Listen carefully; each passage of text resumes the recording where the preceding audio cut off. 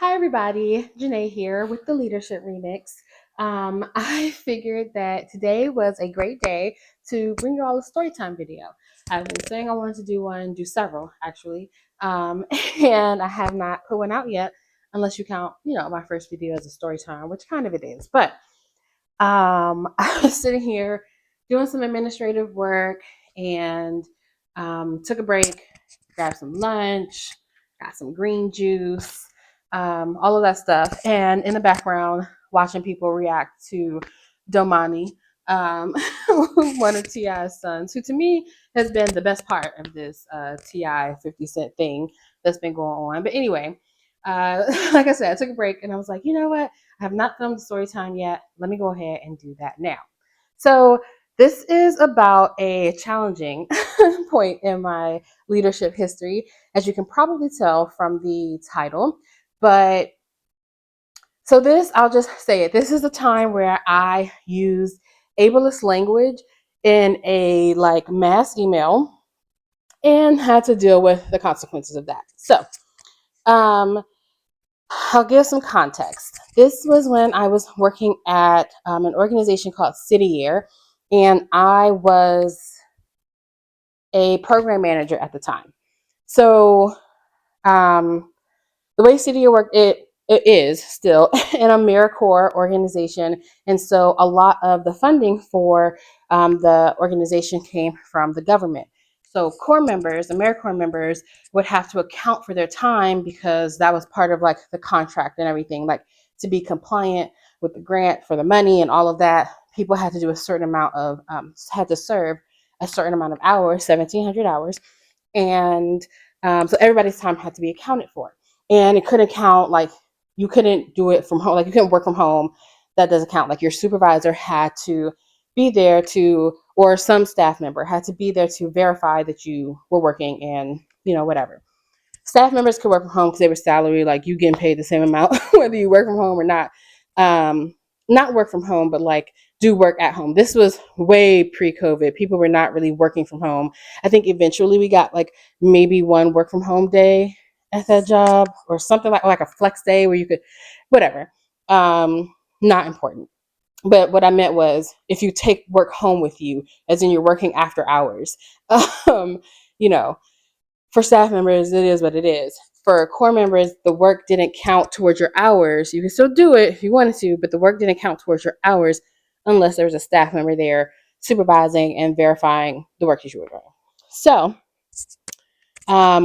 in this organization, we had teams of 8 to 12 people in different schools. And so the managers at the time, I was a program manager, would manage one or two teams. I had two teams at two different schools. Um, and the work we did in schools was, again, I feel like I've said this before, but at the time when I was there, it was focused around attendance, behavior, and course performance. So they would work with students in classrooms. They would work with their teachers to kind of help kind of the flow of the day. They would put on events for the schools and for the students and for the parents and things like that. So really just kind of integrating into the school and trying to create a positive environment to primarily, though, affect those three things. Again, the ABCs. And so sometimes people would need to work on an event they were doing for school, or whatever. There would be things that they would need to do. The school buildings would close at 6, and if they needed to work later than that, they had to come to the office, which was really too far away for most of the schools, but whatever. They had to come to the office so that somebody could be there to verify their hours. And so the way that worked is that staff members would sign up or rotating on call, would be on call on a rotating basis. And so that worked out to be every maybe 2.5 to 3 months, a staff member would have to do the after hours shift, which was really just 6 to 9 in the office. And so you only had to stay until 9. You could stay longer than that if you wanted to, or, a crew member really needed you to, but you were not obligated to. But, a staff member would keep the office open until 9 o'clock so that core members had somewhere to work where a staff member could supervise, what was going on. And then again, this wasn't I'm making sure you're doing your work. It's more so we have to verify that you were, working toward this thing, and we can't go to everybody's individual house. So, you know, come to the office. There'll be somebody there who can sign off on your hours. So that's a lot of context for what's going on here. So our story really starts on my first on-call night of the school year. And the way this worked is that the staff member who was on call every day would, and obviously it's a different staff member every day, would send out an email to the entire Corps. And they would say, "Hi, I'm the staff member on call for the night. Here's my telephone number." We usually had a work number, like a work cell phone or whatever. My email address, let me know if you need to get in. Because the other thing was, even though the Corps members could come to our office to do the work after hours, the building that our office was in, closed to the public at 6. So the staff member would also have to go and let the Corps members in. So that was another part of the duty. So that's why we gave the contact information in case you can't get in. Call me, I'll let you in. So this was my first, night to have office hours and of this particular school year. And so, I mean, I had, spoken in front of the Corps before as a staff member. You kind of do different things, you lead different workshops. Like people were familiar, you're generally familiar with the staff, but you maybe not, you may not be as familiar with them as, like, there's some people that you just work with more. So, anyway, so I send out my email and I am trying to be funny. Clearly not. I'm trying to be funny. And I send out this email and I don't remember the email word for word, but what I do obviously remember is that there was one word that I used so many times. And so basically the email went something like this, the gist of it. And the subject line, it's, "Are you lame?" Yeah.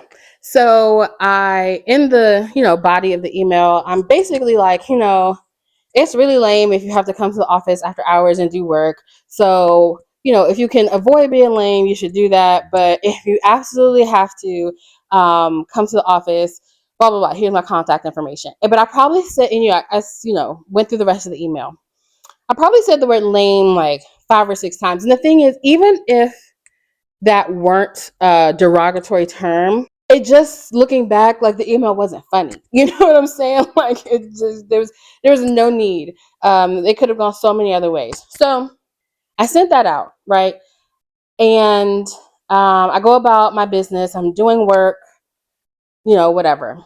About maybe an hour, 15 minutes, hour and a half later, I get a response to my email. And so sometimes people will respond to your email and just ask different things, will you still be there at this time? Because I can't get there until 7:30 and I just want to make sure, stuff like that. So anyway, I go and check it. I know who the person who sent it. We don't really work together that much, but like I know who she is. And so I open the email and so her email was basically, there were no questions. Basically, she was like, "Hi, I am so and so from this team, and I just wanted to respond to your email." She was like, "I know that you didn't mean anything by it, but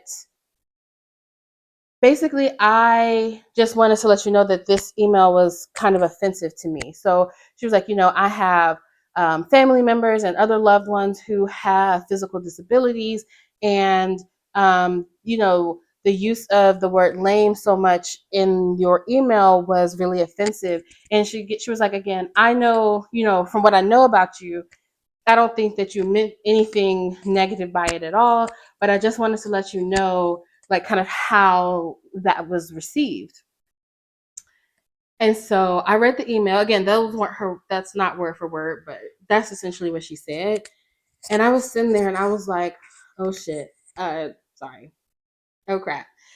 I felt so bad. Like I don't know. It's one of the moments in my life, not even just my leadership life, in my entire life, that I will never forget it. And I don't know, I felt so many things at that time, but the primary one was shame. I was so ashamed because she was absolutely right. And there was, again, aside, like I said, aside from the word being what it is, it just also wasn't funny. So it's like you did all this, you know, like for what?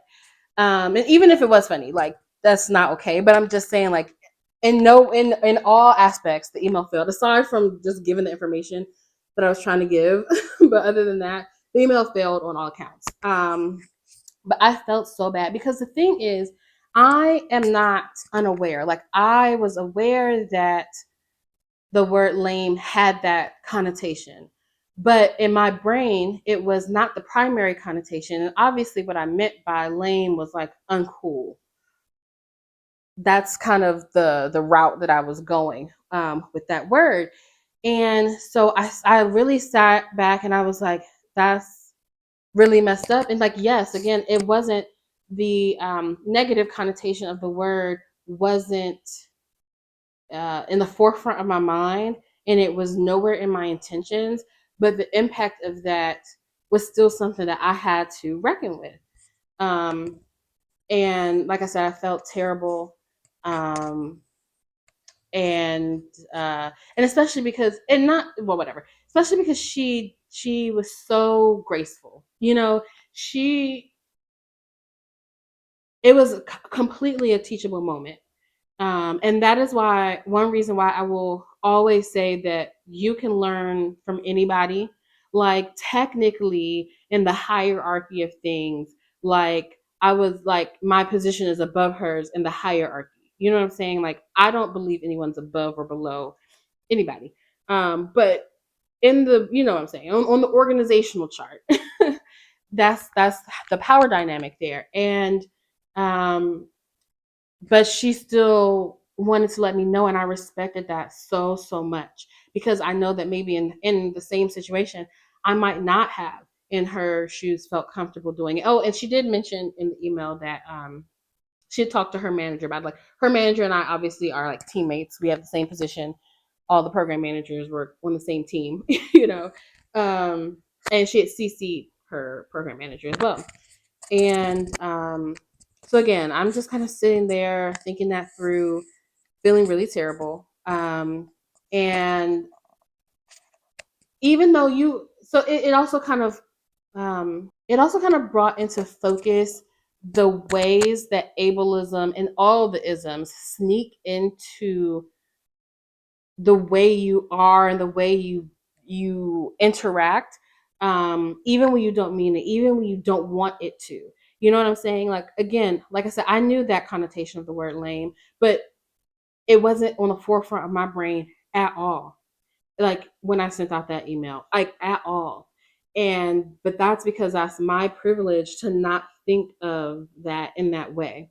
Um, and so yeah, I felt terrible. Oh, and it also reminded me of that one time, another quick aside. Remember when this was before that, but this was like this instance that I'm talking about right now was probably 15 years ago. Yeah, 15 years ago. But anyway, I was reminded of it when Lizzo had that song that was out. I don't even remember the song, but in it she said something about that she was about to spaz out, and people really were in an uproar because the term spaz out also has like negative connotation for I don't want to. I know what it is, but I don't want to be uninformed. But it does have a negative connotation, and against people with disabilities and maybe some mental illnesses. And so, um, yeah. But again, so she didn't know that. I didn't know that before that backlash happened. You know what I mean? But what did she do? She apologized and she changed the lyric of the song. Anyway, so I just thought that that was a good like learning lesson for everybody. Um, but so back to my reaction. It was somewhat similar. I first responded to her and kept her manager CC'd, and I apologized and I was like, I am so sorry.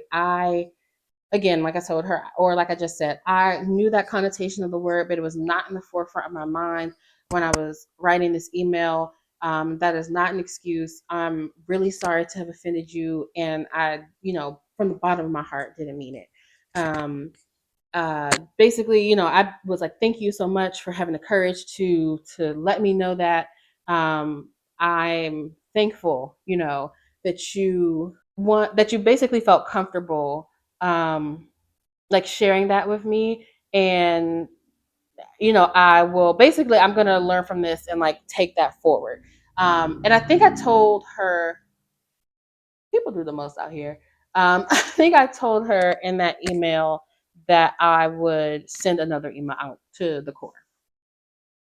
And so maybe 10 minutes after that, her manager emailed me separate and was basically like, thank you so much for your response to her.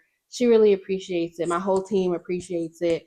Again, she knew that's not what you meant, but she still felt strongly about letting you know how she felt about it. And the other manager was basically telling her her core member that I am a reasonable person, what I'm saying, and won't be offended or, won't overreact to that. Um, and so that gave her, even more comfort to reach out. But she basically thanked me for my response. So, you know, and then I sent an email out to the whole core again, and I apologized. I said, again, not word for word because I don't remember, but I was like, I used the word in my last email that was completely unnecessary, and it was hurtful and offensive, and it was it was an ableist. Um, that was like an ableist. I don't remember how I said it, because I didn't call it a slur. I didn't say that in the in my email. Yeah, I think I just called out ableism, maybe. Sorry. And so, and I said, it was not intended. And I just want to apologize if I offended anyone else. I think I said, someone brought it to my attention, and I completely agree. Yada yada yada. And so I sent that out. I got so many responses. Well, not so many. I got quite a few responses though. Most of them were like, "What were like? What was the problem? What happened?" But so yeah, that was the most of them, and then the others were basically like, "Thank you for sending this email. I'm happy that someone said something. I knew you didn't mean anything. I didn't. I knew you didn't mean anything by it. I also thought it was, a little offensive. But again, since I didn't think you meant anything by it, I just kind of let it go. But I appreciate you for, addressing everybody and apologizing to us, and basically like thank you for acknowledging it. And so that was kind of that. I got a lot of people coming up to me in person, kind of being like, what was the word? And once I kind of explained to them, okay, it was the word lame and it has this connotation. And so many people were like, that's no big deal. Like, I wouldn't apologize for that. That person's being sensitive, because I never told them who. So they couldn't call a name. But, and it made me sad. It made me sad because I was like, no, they're absolutely right. Like, this person is 100% correct in feeling. Well, I can't say the correct and feeling offended, because that's not my choice to make for them. But they're being offended is valid, and they're completely correct in calling me out about it. And again, they didn't do it in a rude way. It's the way they could have. Again, everybody was gracious about it. And there were still some people who were kind of like, nah, whatever. And it just made me realize, and I thought about that again, bringing up the Lizzo situation, because there were a lot of people who were like, she didn't have to do all that, like, yada, yada, yada. But I just firmly believe that it doesn't cost anything to be nice. And I won't even, it's not even being nice. It's just not being offensive. Like, there was no defense. There was no reason I needed to send that email with that word, one, using it so many times, or using it at all. I could have made my point a different way. And again, it was not my intention. We always have this conversation about intention versus impact. And I think that both are important. I do think that intention is important, but it just can't override impact. It just can't. And I fully believe that. And I just don't want to make people feel offended with my speech. Now, if I believe strongly about something and I use words that are strong words that I'm prepared to defend, then it is what it is. You know what I'm saying? But that was something that slipped through, my filter at the time. And that it was not something that I was willing to stand 10 toes on. Like, you know what I mean? That was, for me, that was instant fold because she was correct. So, whatever. Um, so that kind of happened. My boss talked to me about it, and her boss, like, we chatted. I didn't get in trouble. It was just kind of like oh, you did the right thing in apologizing. Be more careful in the future. But so what I want to say, there's a couple of things. One is never, ever, ever, never, ever, ever dismiss the importance of your personal brand slash your reputation. Because if I were someone who was known for being a little rude or mean or negligent or whatever, the benefit of the doubt would not have come as swiftly from so many people. Um, Again, like, I did get talked to. I didn't get any kind of formal write up or anything. But I think because I, one, acted so quickly to rectify my mistake, and two, I think everybody understood based on just how I am as a person and how I generally portray myself, and whatever, that intent was not, um was not, that intent did kind of matter here. But again, that you only get that benefit of the doubt like a couple of times. Let's be clear, because you can't just be out here harming people and be like, oh, well, me, no. It was my first infraction, and I never did anything like that again. I was truly remorseful.